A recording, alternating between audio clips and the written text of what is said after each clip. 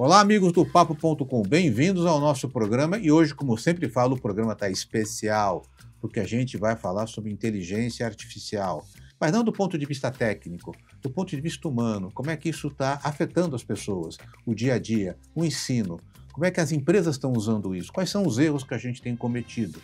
E no final desse papo a gente vai dar uma série de dicas, tanto para as empresas quanto para você que está nos assistindo, de como deve usar, o que você deve fazer e o que você não deve fazer. Para isso, nós convidamos a professora Margarete Boarini, que ela é professora de comunicação, jornalista, formada em letras e em jornalismo e tem uma grande experiência nessa área. Já trabalhou em grandes veículos, hoje dá aula na Casper Libero. É um papo que você não pode perder. Acompanha com a gente. Bem-vindos ao Papo.com.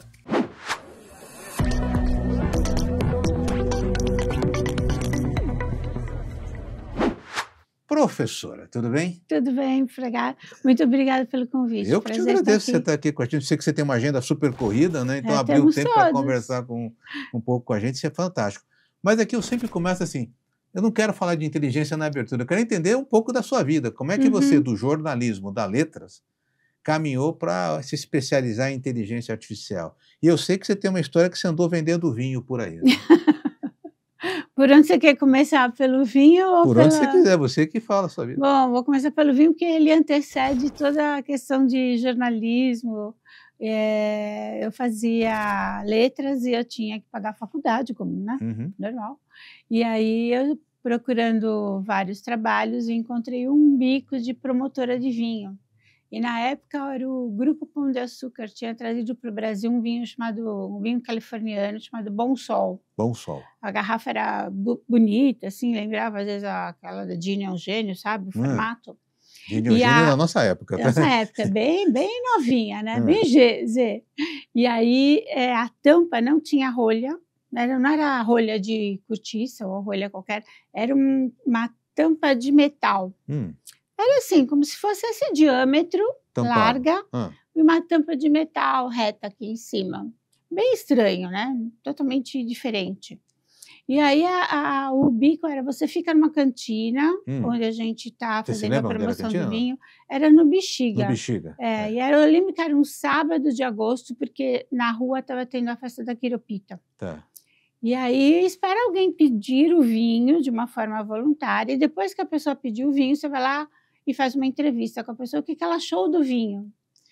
E eu fiquei lá no primeiro sábado e nada, no segundo sábado eu fui quase 10h30 da noite, entre um casal e o casal pede o vinho. E você ficou feliz? Oh, aí eu fiquei, eu perguntei, olha, a gente está com uma promoção, aquelas coisas todas, né? No final vocês podem conversar comigo, tá. Aí o cara espinafrou o vinho por conta da tampa.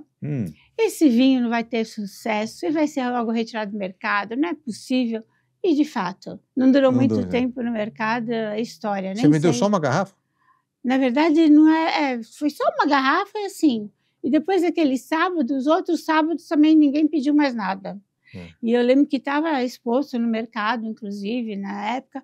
Eu não sei quanto tempo o Pão de Açúcar ficou vendendo aquele vinho Bom Sol. Você provou? Era bom esse vinho? Olha, ele era muito... Doce? Ele era doce, era bem leve, estilo bem californiano, mas assim, não ficou muito tempo no mercado essa questão de business com esse vinho.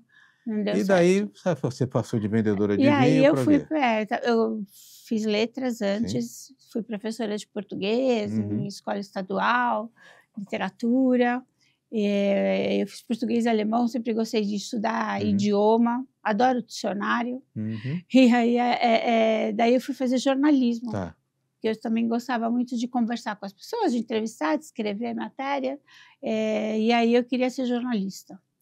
E aí eu fui para a PUC e fiz jornalismo. E daí trabalhei em redação de jornal, muito tempo na Folha de São Paulo, cheguei a passar pelo Estadão, trabalhei no Valor Econômico, e aí sempre alternando jornalismo e comunicação corporativa. E depois eu deixei o jornalismo de lado e fiquei na comunicação corporativa. E aí eu decidi fazer mestrado, decidi enveredar para a área da academia. Eu fiz o mestrado, e quando eu fui fazer o mestrado, em 2014, eu queria... As redes sociais estavam já consolidadas e eram relativamente novidade. E eu fui estudar o planejamento na comunicação online. Então, planejamento da comunicação, 2014 até 2016. Eu estudei o planejamento na comunicação online. Então, a gente fazia comunicação, o planejamento de 5 anos, às vezes 3 anos com antecedência. E aí era a hora que você fala, não dá mais, não sustenta tanto tempo de antecedência. Então, aí eu fui estudar qual era o timing, né? E a partir daí, a academia me cativou, engatei com doutorado. No doutorado, eu me interessei em continuar pela questão digital, estudo na comunicação digital, mas aí já com a tendência de os dados entrarem com força, a inteligência artificial chegar com tudo, e a internet das coisas então, também. Você acompanhou todo esse processo desde o momento que ele começou a nascer, o online, aí evoluindo, até chegar no momento que a gente está vivendo hoje, que é essa maluquice de dados. Sim, em 2017 eu estava estudando essa tendência, né, de dados IA e IoT, né, internet das coisas, na comunicação corporativa. O jornalismo já tinha começado, né, com algoritmos, a gente começou antes. Você chegou a pegar a máquina de escrever, então você trabalhou... Peguei máquina de escrever, e a transição para o computador, e hoje totalmente digital. Né? Na Folha eu já entrei direto com o computador. No Estadão eu até peguei máquina de escrever, mas na Folha já foi direto com o computador. Mas eram computadores com sistemas operacionais diferentes, né? Então, mas já eram mais fáceis do que você pegar uma lauda e rabiscar, o pessoal mais jovem nem sabe o que é isso, está falando de lauda, gente. É um papel que a gente colocava na máquina, né? Tinha um número certo de toques que você tinha que dar, tinha 20 linhas com 72 toques, e aí você, quando errava, você tinha que riscar, escrever por cima, era terrível, né? Mas me conta, e aí você chega na IA, chega na inteligência artificial, né? Você hoje é uma pessoa que fala sobre IA, ensina, dá consultoria sobre isso, e aí todo mundo fala sobre IA, mas ninguém sabe para onde a gente está indo, né? É uma outra realidade. As empresas estão usando, as pessoas estão usando, às vezes usando para o bem, às vezes usando para o mal, né? O que está acontecendo? O que está acontecendo com as pessoas nesse movimento de inteligência artificial? Olha, a inteligência artificial, ela se tornou popular agora, mas ela tem sido estudada desde os anos, né, de 1950, 1940, no final da guerra. Então, assim, é uma coisa que vem sendo tema de estudo, de pesquisa há várias décadas, né? E agora se tornou popular. É muito legal a gente ver que se tornou popular e não tem volta, né? Você não tem como, não vou usar IA. Você pode não usar IA agora, mas em algum momento você vai cruzar com a ferramenta, seja de forma voluntária ou involuntária, ela vai estar associada no dia a dia, né? A gente usa o WhatsApp, né? Hoje a gente usa o Waze, né?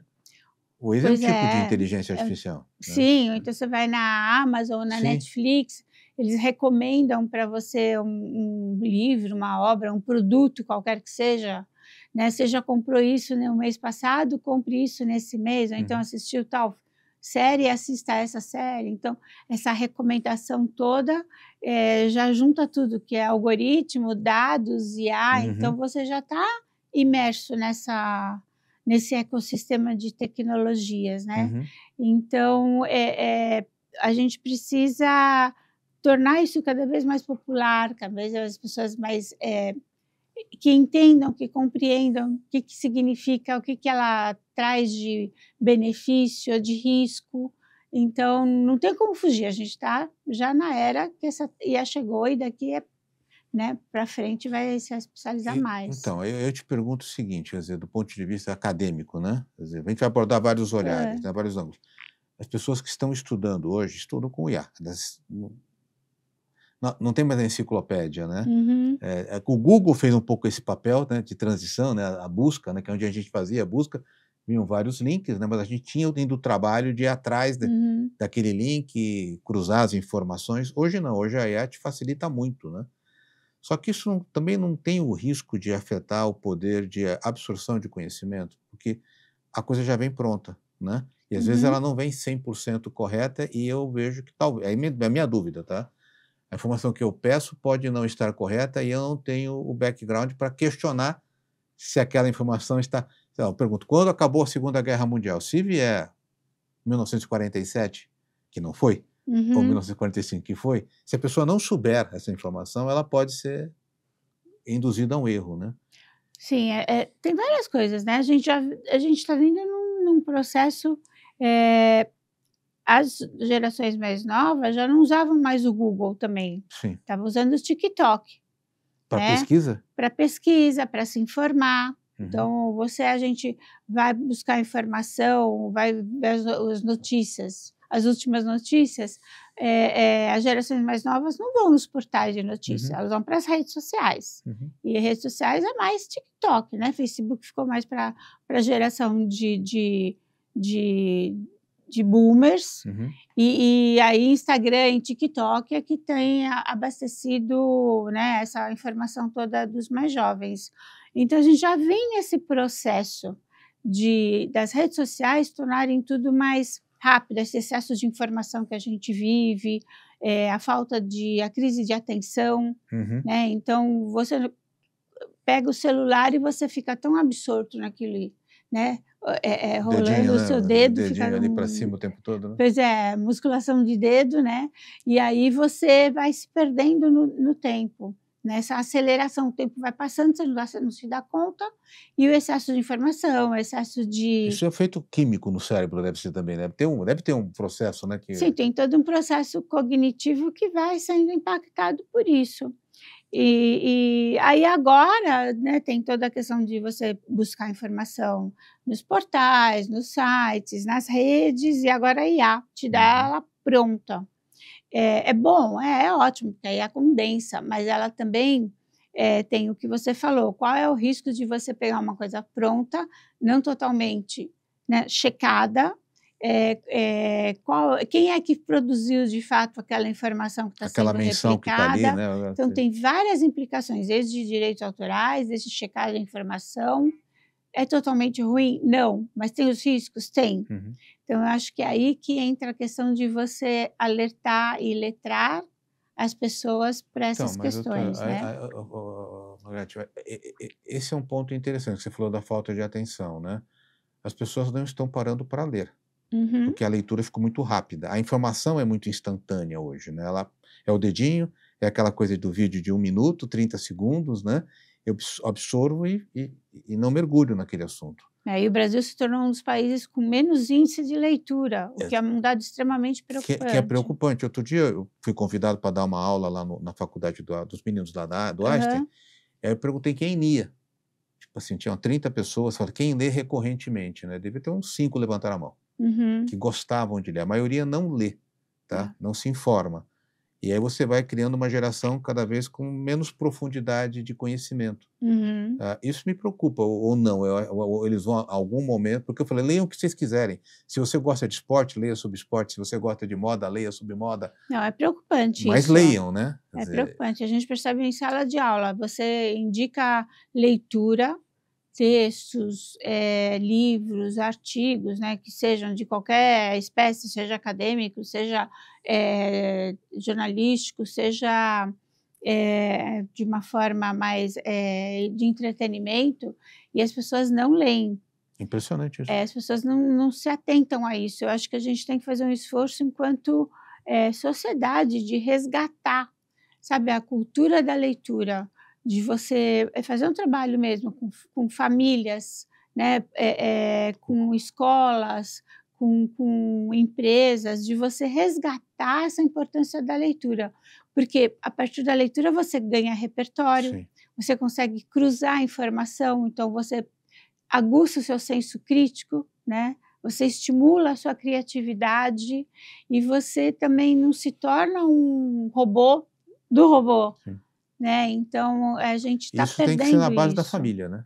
A família acho que tem que ser um esforço coletivo, acho que tem que ser esforço coletivo, tem que ter a família não pode só delegar para a escola, então tem que ter assim como as crianças veem os pais, né, no celular, tem que ver com livro também, mas tem que estar na escola, tem que estar na empresa, acho que tem que ter um esforço coletivo, né? E uma coisa que me preocupa também, eu queria saber a tua opinião, é essa coisa dos feudos que estão se formando, né?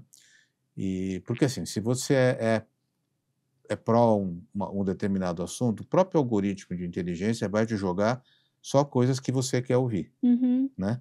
Então vai criando a tua Bolha, linha, a né? tua bolha, e você só recebe informações daquela bolha, verdadeiras ou falsas, Uhum. né? Você não recebe o contraponto, tá? Então, se comparando com o jornalismo, que a gente viveu isso, você tem lá a Folha era sempre mais um jornal mais à esquerda, né? O Estadão mais à direita, e você escolhia, mas você tinha, né? Podia Uhum. ouvir e as pessoas estão ficando muito duras em relação às opiniões, né? Então, se você não é da minha bolha, você é meu inimigo, eu te odeio, né? Passam a não respeitar as opiniões. Isso também não é um fator que a inteligência artificial, do jeito que ela está monitorando a cabeça das pessoas, pode, olhando para o futuro, ser um problema para a sociedade? Pode. A gente tem que ver que não só a inteligência artificial vai ser um dos elementos, né? Uhum. Essa questão da polarização. Então, ano que vem é eleição presidencial. A gente Esse é já o... passou por isso na última eleição, na questão da polarização, em que a gente teve, inclusive, o fenômeno de famílias romperem Romperam, é isso. relação. Quer dizer, você sai da esfera política e entra na esfera pessoal, nas relações humanas de todos os tipos, né? Então, mas você tem a questão do algoritmo, se você potencializa isso com a inteligência artificial, tem a questão dos dados, então a gente está muito mais exposto, a gente está escaneado, porque todo mundo conhece preferência, conhece contato, conhece costumes, por conta da nossa participação em rede, Uhum. né? E aí você se torna muito mapeado, então você está dentro da sua bolha, e aí você pode ser atingido com a mensagem que se quer, Que, né, para o que, seu que grupo. instiga ainda mais você a ser mais radical.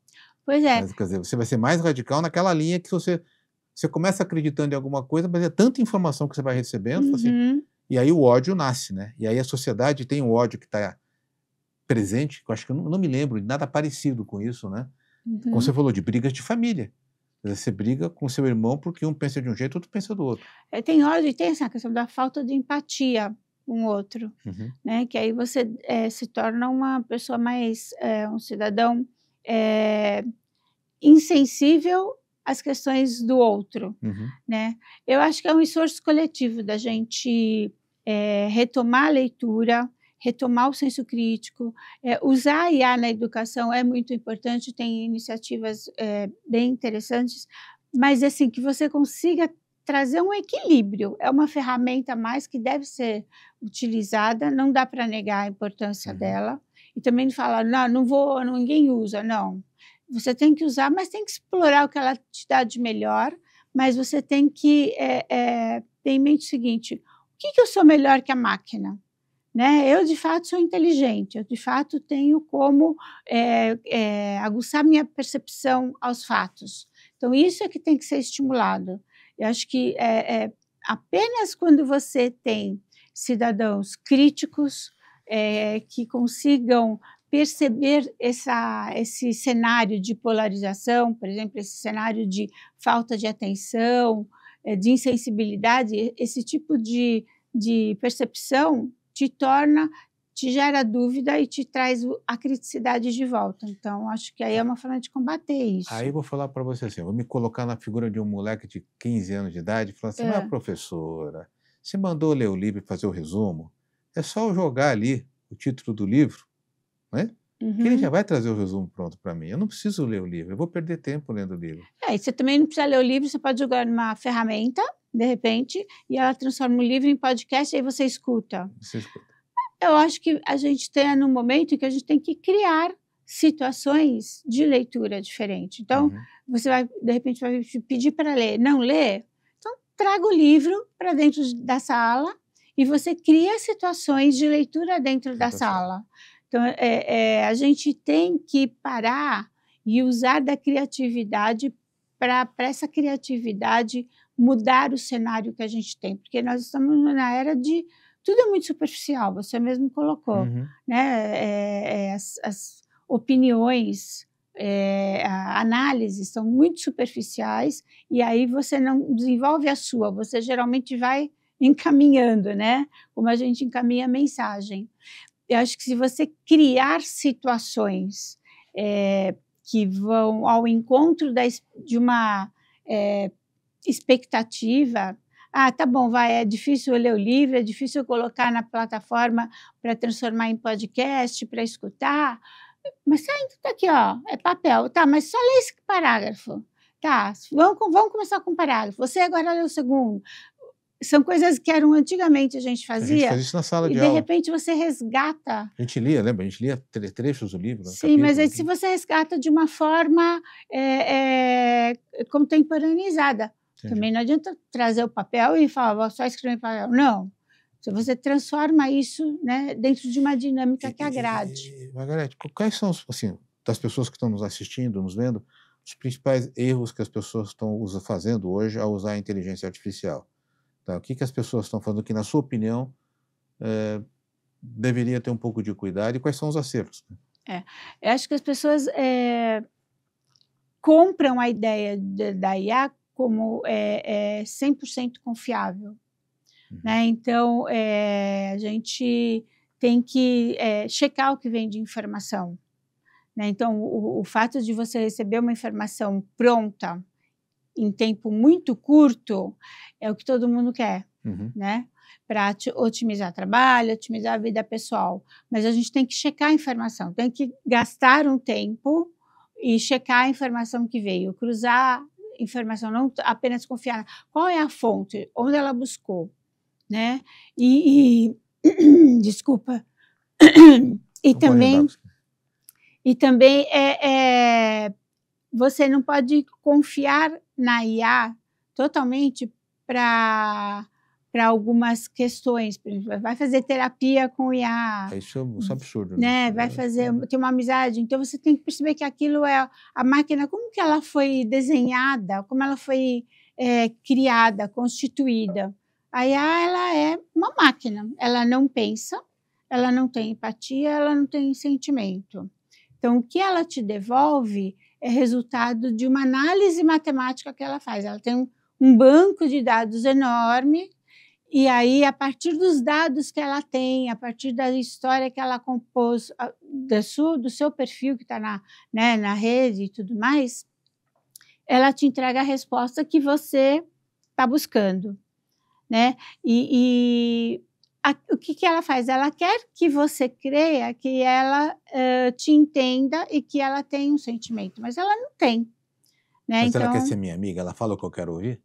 Ela fala e ela te elogia. Então, isso que eu te falo. Ela sabe o que eu gosto e ela vai falar o que eu gosto. Sim, e aí o que as pessoas, quem faz terapia, gosta dessa questão, né? Porque a IA, ela te elogia, ela é ótima para autoestima, né? Você dá uma ideia Essa lá... frase é boa, dá um corte. IA é ótima para autoestima. É ótima para autoestima. Você sai dali e fala, eu sou o cara. Eu sou o cara, ela sempre te elogia. E a gente sabe, quem já fez terapia, sabe, terapia é um processo dolorido, é um processo que te resgata das cinzas, né? Primeiro você se descama inteiro para renascer.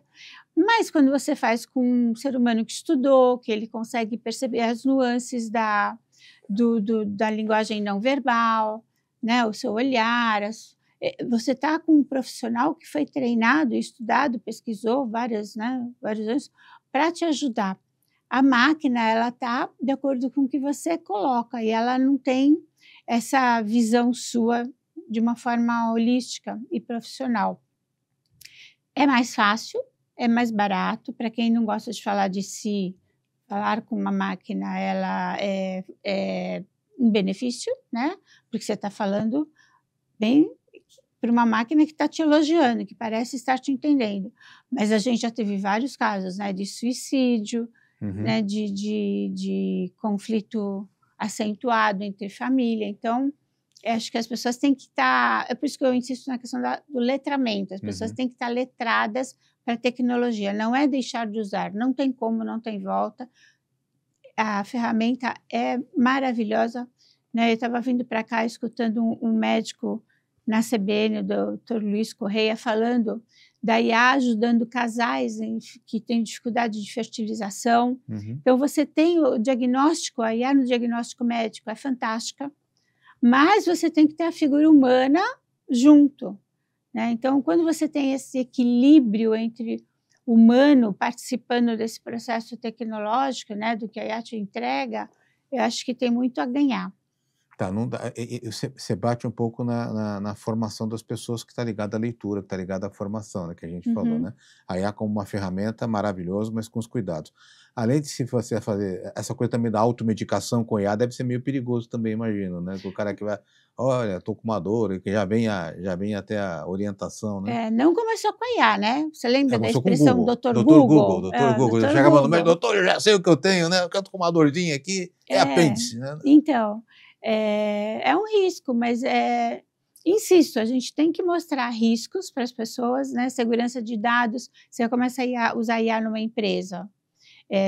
Você pode não ter uma política de IA na empresa, mas está todo mundo usando já.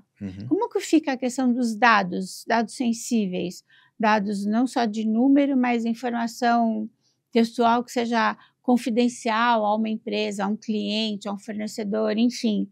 Você tem que tomar cuidado que aquela IA pode tornar público aquele número de alguma forma, aquela, né, informação. Então, assim, como você criar segurança de dados? Você tem que conversar com as pessoas, tem que dar o treinamento. Então, acho que aí é política de gestão de IA nas empresas, você está falando. Nas empresas, nas escolas, né? Nas escolas também. Você vai, né? Como é que você vai fazer uma oficina de IA? Vai ensinar as pessoas a usarem a IA, as ferramentas que estão aí.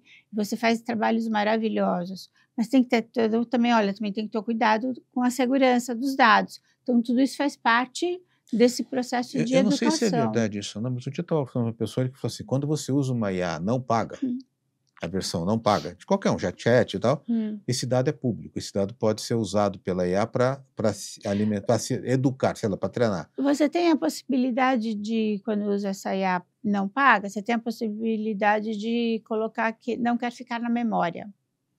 Então, como é que você faz? Explica aí, porque eu não sei como é que faz. Como é que então, depende da IA que você vai acessar.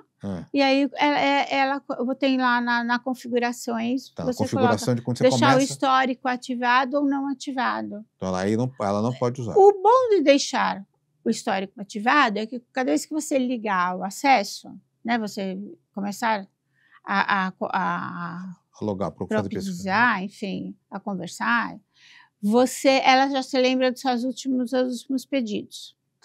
Né? Então, ela não parte de que você é um desconhecido. O ponto negativo é de que seus dados vão ficar lá. Então, depende muito da sua decisão, né? Mas o que eu insisto assim, as pessoas têm que saber.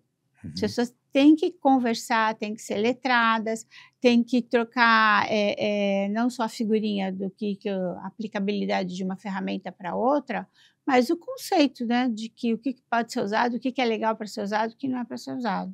Então, acho que isso é... E além da parte do ChatGPT, esses sites, tem muitas outras ferramentas que podem ser úteis para o dia a dia das pessoas, né? Eu acho que também tem esse lado. A gente fica muito na coisa da busca, né?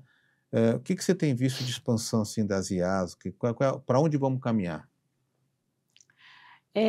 Eu estudo muito a questão de seres artificiais. Seres artificiais? O que é eu isso? chamo de ser artificial, assim,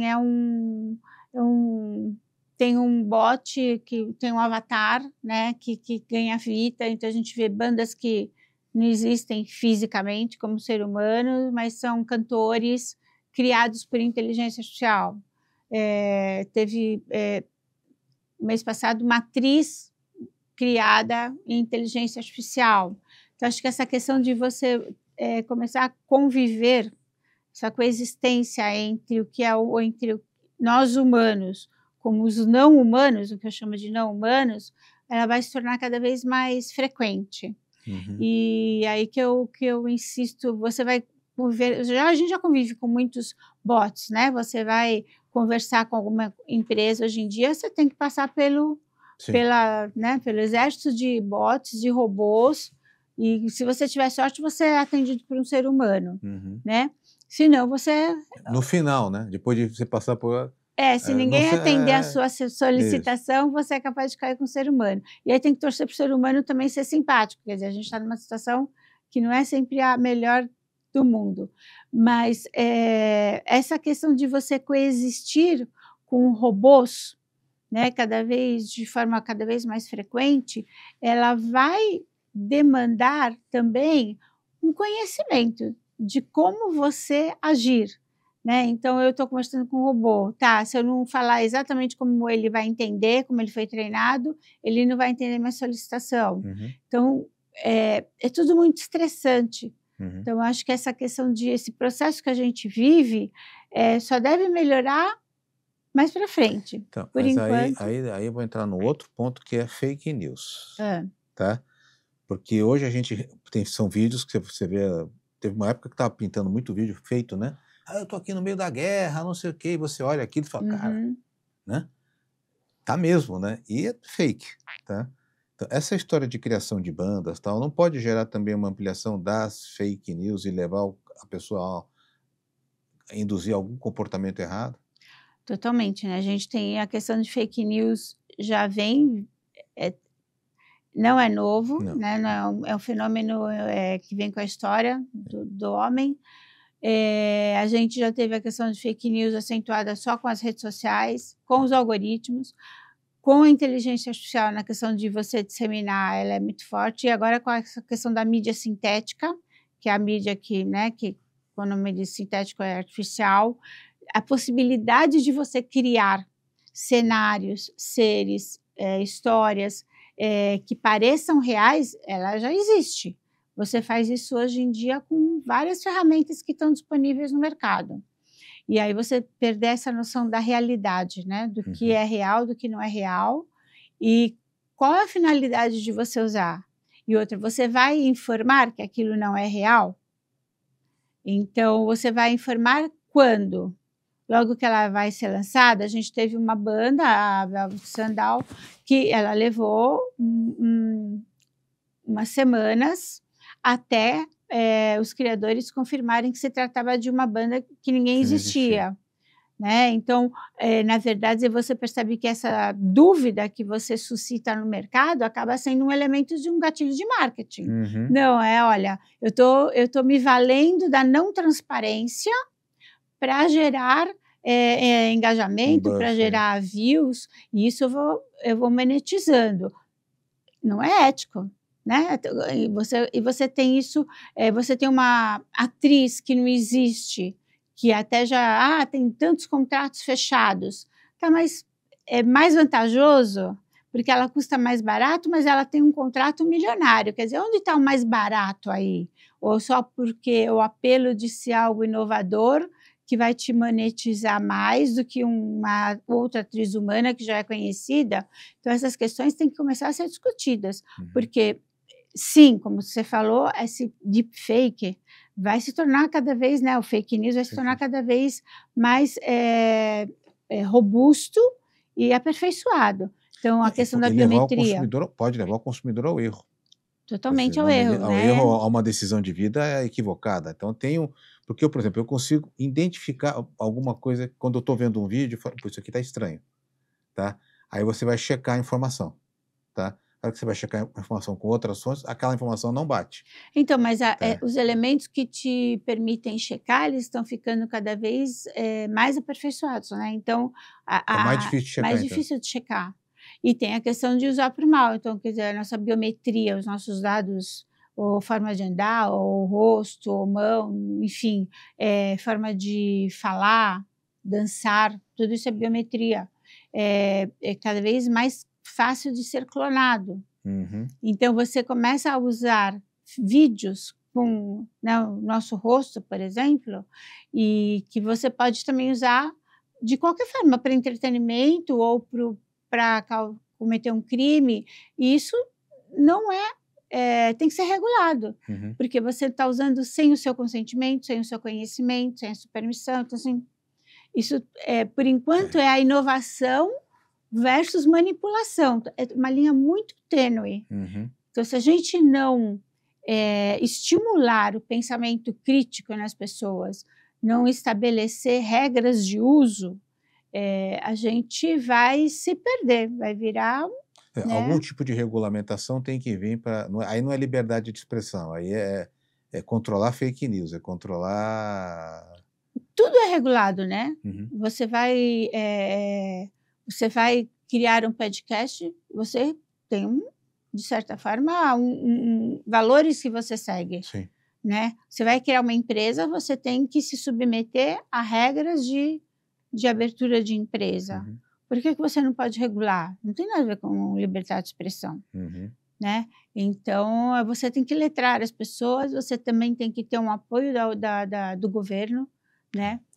E assim, para a gente falar das empresas, eu primeiro quero falar quais são as dicas que a gente tem que dar para as empresas. Eu já sei, porque você já passou para mim em off, já estou fazendo aqui na agência, né? Mas o que as empresas têm que fazer hoje para minimamente estar protegida quando os seus funcionários estiverem usando IA?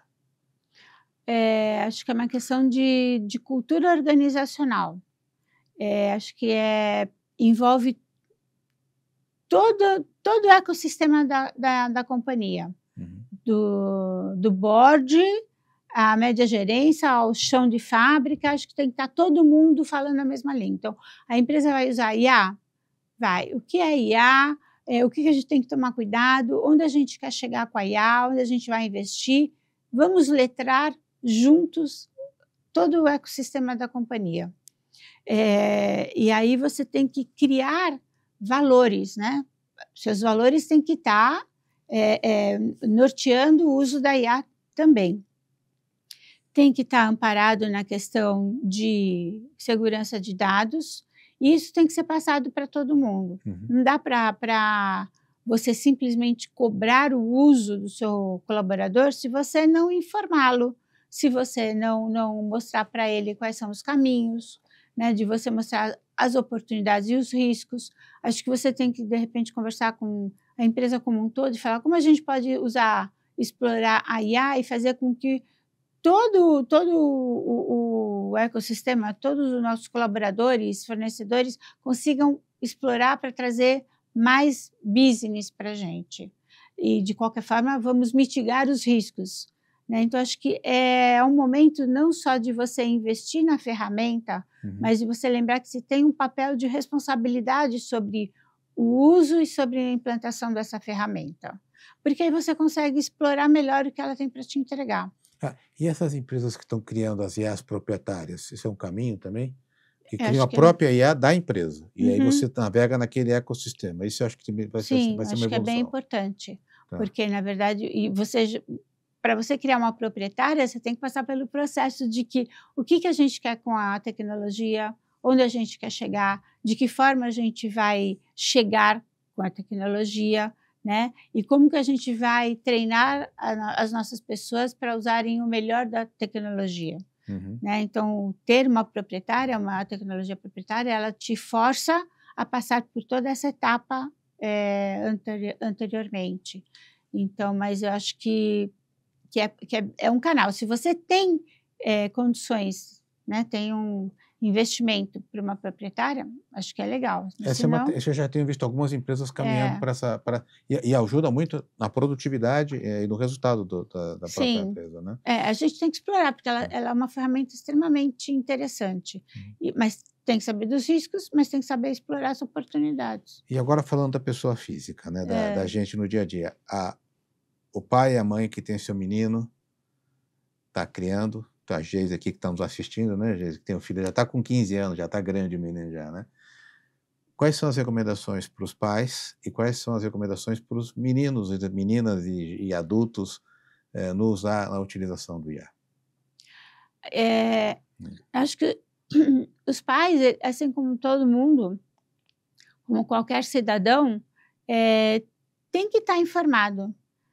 Assim como os pais, os pais já estão nas redes, né? Os pais conhecem as redes ou vão se informar sobre quais são as redes que fazem a cabeça dos filhos.